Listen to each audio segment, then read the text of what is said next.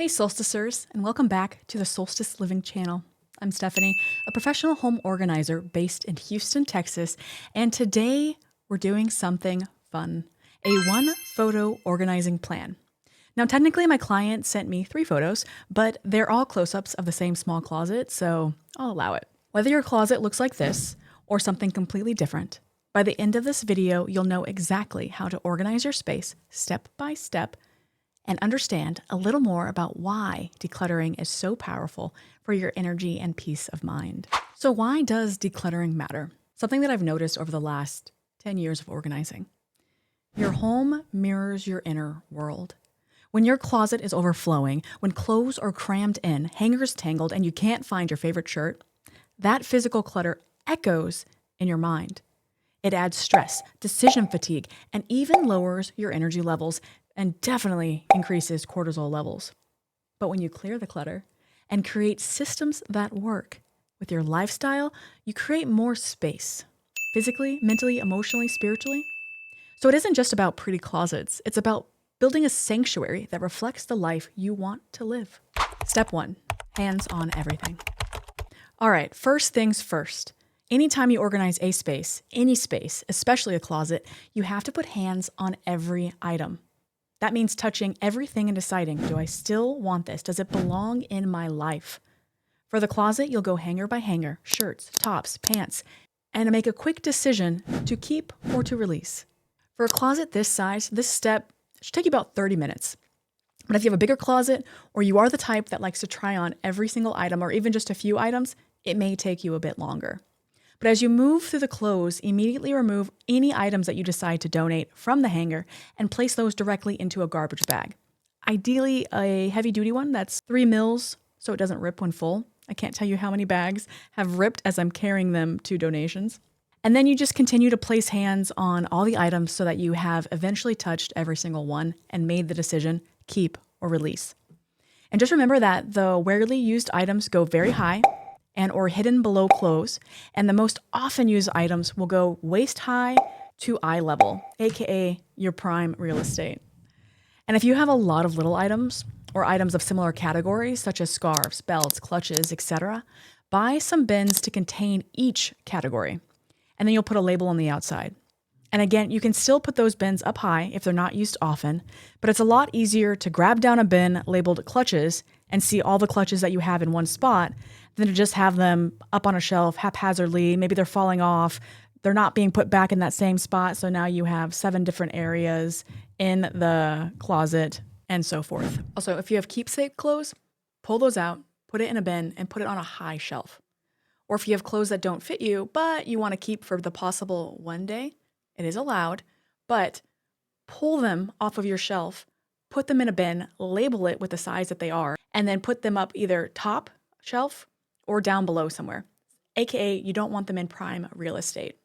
So the goal is to only have items on your racks that you actively wear at this moment, because we have enough decisions to make throughout the day, and reducing the number of options that we have in our closet is always a good thing for our brain. Also, I'm a huge fan of placing all empty hangers on one side of your closet. The empty hangers just add clutter. It takes up space. You could think your closet is extremely full, but you remove all those empty hangers and you actually gain space. I generally group mine to one side, and so when I wash my clothes, I just use all those hangers to hang it. But there are some people who have an organized closet and the empty hanger tells them what shirt goes there. And so if that is you, that's totally fine. But in this process, when we are decluttering and removing, we want to put all hangers in one spot so that when we are organizing the system, only clothes that belong on that rack will go there. Section 2, categorize and sort. So once you've touched everything, it's time to categorize.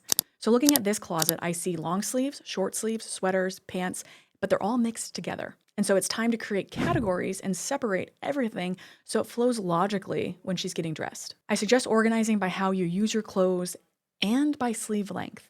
So I personally start with sleeve length, long sleeve on one end, short sleeve on the other, and then I break it further down by category.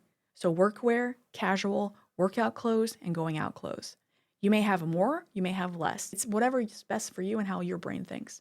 So for this client, she's a full-time nurse and mom, her nursing scrubs would be front and center. since that's what she wears daily. So her more casual pieces can then flow next, with dressier, less used items on the far left. And remember that organizing by color is optional, and only do it if you'll actually maintain it and it brings you joy, not stress. So if you are the type where that blue dress out of order from the color code of Roy G. Biv, which is generally how you do color coding, red, orange, yellow, green, blue, indigo, violet. And then I generally will do all whites and very light pale colors in the beginning. And then I end with grays to dark black. But if that one blue dress out of order is going to stress you, don't do colors. Just put them by sleeve length or by category or work, etc. Step 3, your shelves, shoes, and storage. So let's chat about her shelves. The vertical ones on the side are great for purses, shoes, pants.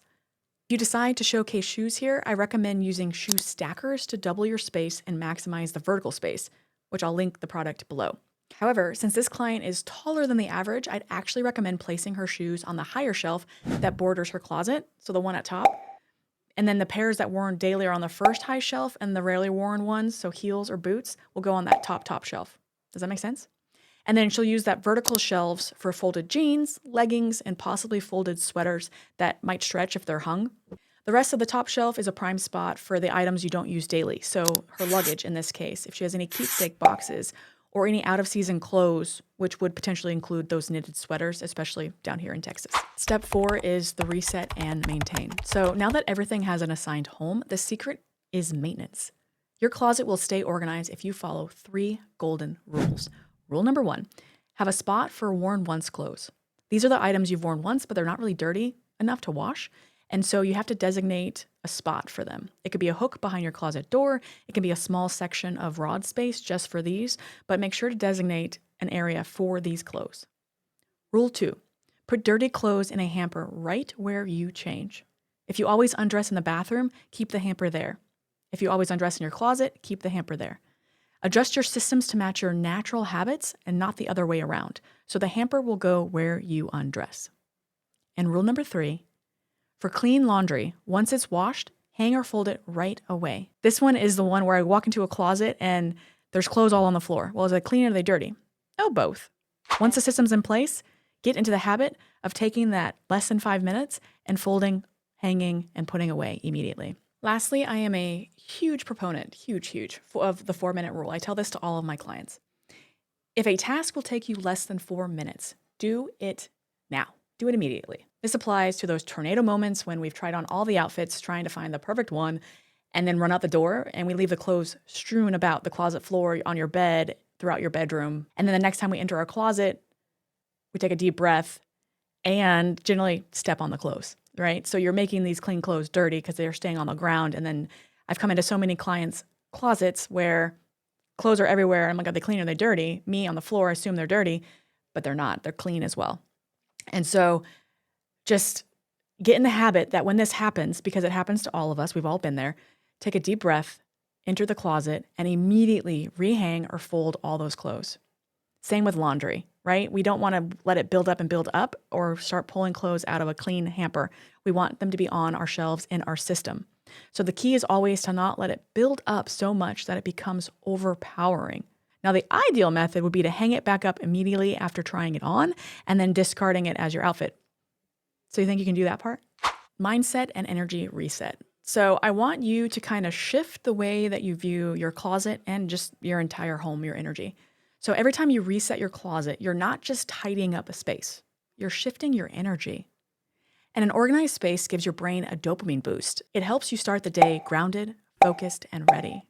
So even if or when life gets messy, because it will, come back to your systems, take a breath, and always reset. So what do you think? Could you organize your closet based on these steps? Just remember that the foundation of every organized space is simple. Step 1, place hands on everything. 2, decide what stays and what leaves. 3, assign everything a home. And 4, reset and maintain it.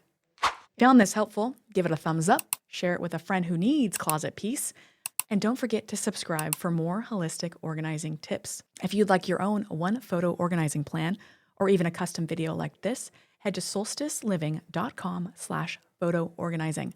And remember that organizing isn't about perfection. It's about creating systems that empower you to live the life your soul is craving. Until next time, I'm Stephanie, your holistic home organizer, wishing you clarity, peace, and happy organizing.